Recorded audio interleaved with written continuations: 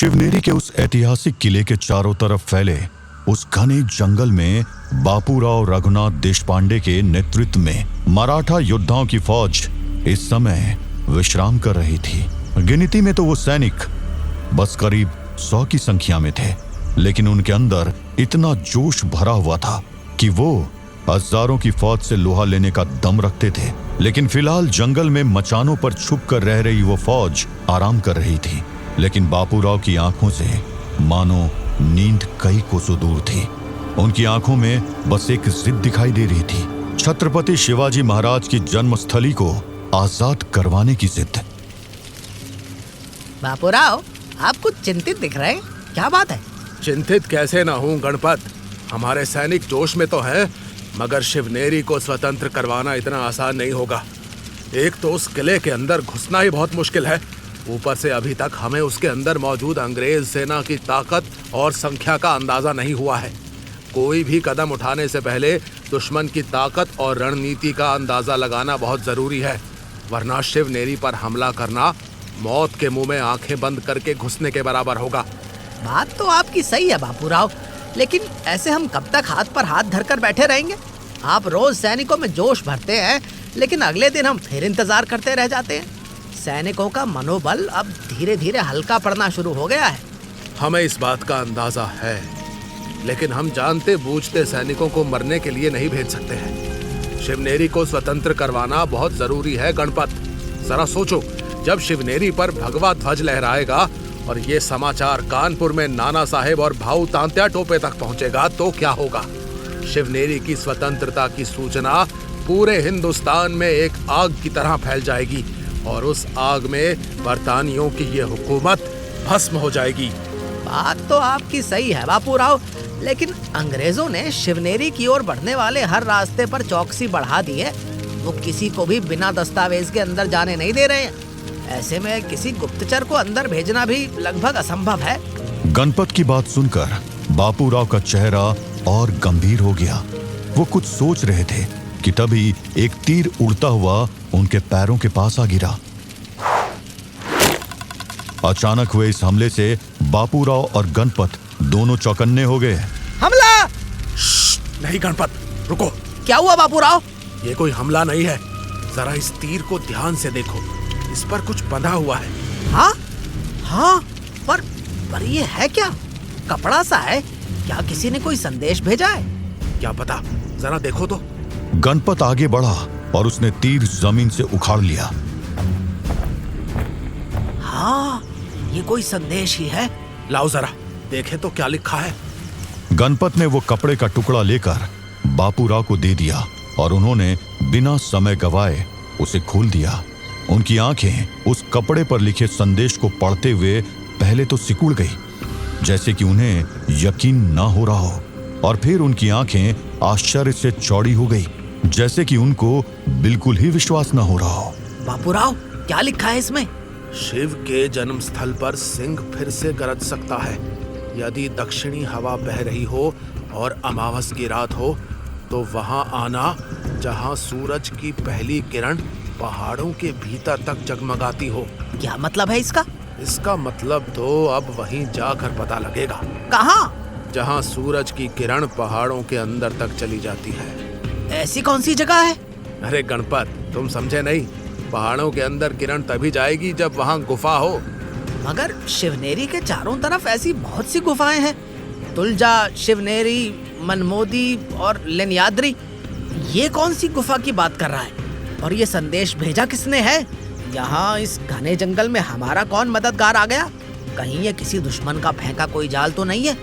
बापूराव, मुझे तो कुछ समझ नहीं आ रहा है। ये खतरा तो मोल लेना ही होगा गणपत, पर पहले हमें ये पता करना है कि आखिर ये गुफा है कौन सी। फिर देखेंगे कि आखिर ये अजनबी है कौन, दोस्त या दुश्मन। बापूराव को उस संदेश में एक उम्मीद की किरण नजर आ रही थी, मगर ये रहस्य बना हुआ था कि आखिर वो संदेश भेजने वाला था कौन। ठीक उसी तरह जैसे बेलियाल भी अभी तक ये समझ नहीं पाया था कि आखिर उसने अघोरी जंजाल पार कैसे किया था।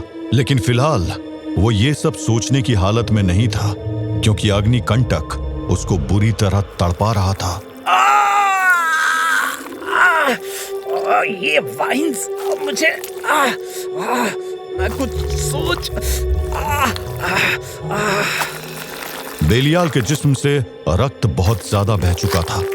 उसकी शैतानी शक्तियां भी उस तेजी से उसके घाव नहीं भर पा रही थी जिस तेजी से वो बेलें उसके जिस्म पर कसती जा रही थी और उसके जिस्म को छेद रही थी। वो पूरी ताकत लगा रहा था, लेकिन अब उसके दिमाग पर बेहोशी छा रही थी। अग्निकंटक की बेलें बेलियाल के जिस्म को और भी गहरा घाव देने लगी थी। उसकी छाती की हर सांस दुख से भरी हुई थी। उसकी शैतानी शक्तियां अब उसका साथ देने से इनकार कर रही थी। यह लगभग तय था कि बेलियाल का अंत अब करीब है।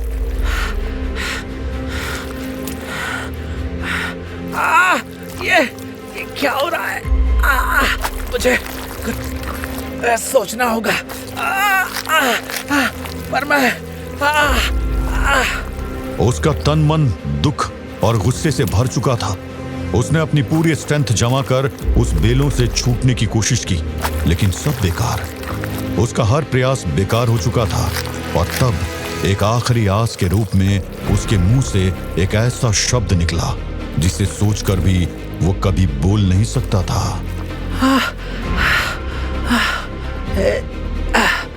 हे राम। जैसे ये शब्द उसके होठों से निकला, कुछ अजीब ही घटित होने लगा। अग्निकंटक की बेलें जो अब तक उसके शरीर में छेद कर उसे दर्द दे रही थी, वो धीरे धीरे पिघलने लगी। बेलियाल की आंखें आश्चर्य से फैल गई। ये क्या हो रहा है? बेलियाल को कुछ समझ नहीं आ रहा था। वो याद करने की कोशिश करने लगा कि आखिर अभी हुआ क्या था। ये हुआ कैसे? मैंने कुछ किया क्या, या किसी ने मेरी हेल्प की है? याद करने दो। मैं दर्द से कराह रहा था। I was helpless। और फिर हाँ, मैंने कुछ बोला था, मगर क्या? बेलियाल अपने दिमाग पर जोर डालने लगा। उधर बेले एक बार फिर उसकी ओर लपकने लगी। एक बार फिर वो कांटे बेलियाल के जिस्म में घुस रहे थे, मगर तभी बेलियाल की आंखें हैरानी से फैल गई। हाँ, याद आ गया। मैंने बोला था, हे राम। उसने एक बार फिर वही नाम लिया जो अब तक उसके लिए केवल एक मनुष्य का नाम था, जिसे उसने कभी मान्यता नहीं दी थी। हे राम। जैसे ही उसने ये कहा, सारी बेलें धीरे धीरे मुरझाने लगी। उसे अपने अंदर एक एनर्जी सर्च फील हो रहा था। अब उसका दर्द भी कम हो रहा था।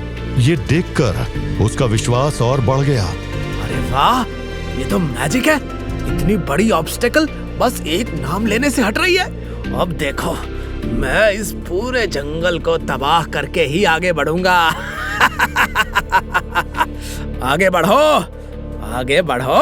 आओ, अब मुझे नहीं मारोगी तुम सब। Come on. एक बार फिर बेलें आगे बढ़ी, मगर जैसे ही वो बेलियाल के पास आई, बेलियाल के मुंह से मानो जादू की तरह वो शब्द निकल पड़े। जय श्री राम। एकदम से एक तेज प्रकाश उसके इर्द गिर्द फैल गया और अग्निकंटक की बेलें पूरी तरह से भस्म हो गई। बेलियाल स्वतंत्र हो चुका था। वो खुश भी था, मगर उसे अभी भी यकीन नहीं हो रहा था। ये तो इम्पॉसिबल है। इतनी एनर्जी, वो भी सिर्फ एक नाम में। अग्निकंटक पूरी तरह राख में बदल चुका था।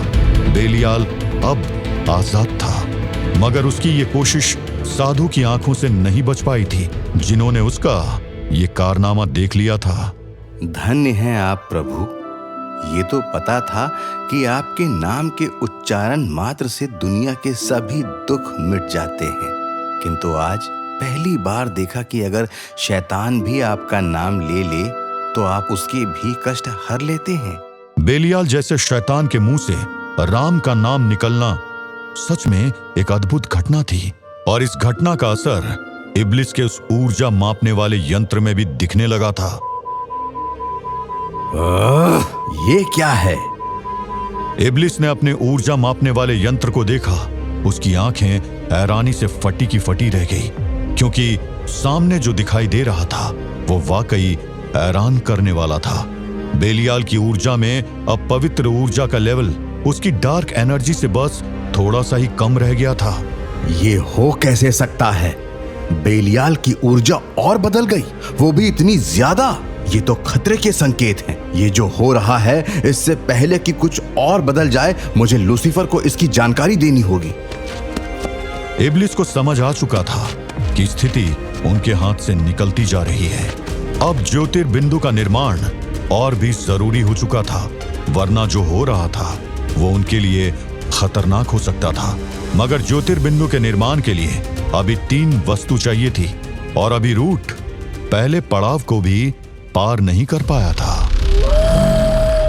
मैं मास्टर लूसीफर को निराश नहीं करूंगा। मेरे प्लान को सफल होने से कोई नहीं रोक सकता, और अगर किसी ने कोशिश भी की तो मैं भूल जाऊंगा कि वो ब्रिटिश है या कोई ब्लडी इंडियन।